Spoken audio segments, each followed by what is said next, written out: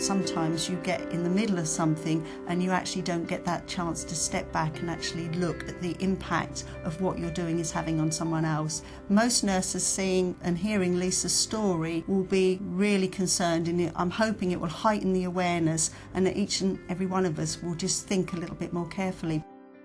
Lisa had her gallbladder removed by keyhole at the Nuffield Hospital. When she got there, they didn't actually know that she'd got additional needs, so my dad was a bit upset that he got to leave her in a room on her own. And then by the end of that week, problems had set in and she moved up to Stradbroke with a view to having a tube down her throat. We'd specifically asked, don't do it while she's awake, because one of my sisters had had it done and she knew how bad it was. When Lisa came back, they said that they had to stop it because Lisa got too distressed. The specialist did it before I woke up. My head distressed it in there. I didn't know I was going to have a tube in my mouth. One doctor said she was sedated and another one said she wasn't. So we can only assume that because she was so distressed, she wasn't sedated. They had to take the drip out. They said they'll be back in a minute, and then sat there for about an hour. Realised Lisa still got her hand in the air, and she said they're coming back in a minute to do my drip. Well, because they told her they'll come back in a minute, she took it literally, and they didn't come back. And if they'd have asked us, we would have been able to tell them, don't say things like that to her, because she takes them all literally. Then she had trouble with her bowels, and the doctors kept coming to her every day and saying, have you had your bowels open? Lisa didn't know what they were talking about. When I suggested to one of the doctors that they say, have you had a poo? The doctor said we couldn't possibly say that. That's not the correct term to use. So then we had to teach Lisa what that meant, and so she had trouble with that. Take time with people with learning disabilities, take time to listen to us, understand us. We may take a little time of taking everything in, but that's our way of learning. That's the way we pick things up. The day after the op, she'd got blood on her sheet. I asked for it to be changed because Lisa don't like to be dirty. When I went back the next morning, the blood was still on the sheet, and also she was sitting in a pool of sick and blood. And I said to the nurse, what on earth's going on here? And she said, oh, Lisa didn't want to be changed. With Lisa, if you give her choices, or if you say, do you want to have breakfast? She'll say no. Whereas if you say, here's your breakfast, what would you like?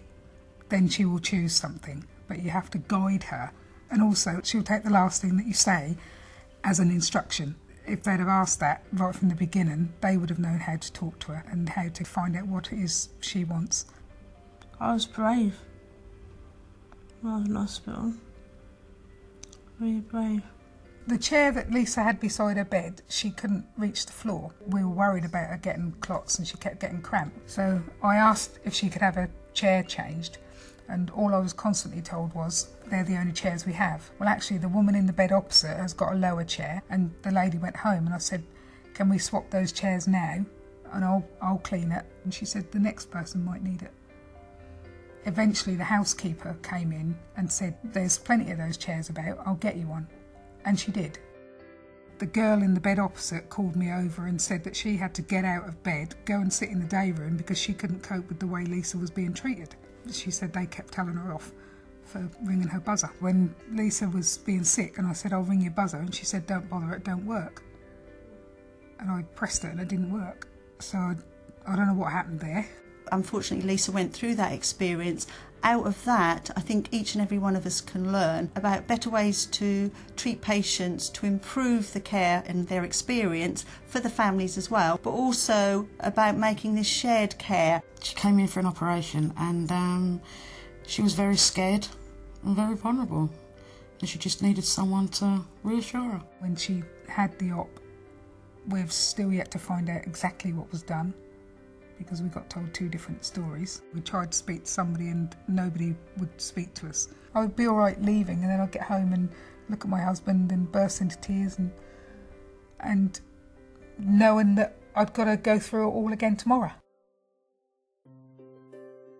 What I'm hoping that we will learn as a whole hospital is that we need to look at people as individuals and to actually learn how important it is to listen to the experts, and that isn't always us, the professionals. We need people to listen to us and to understand us and to communicate.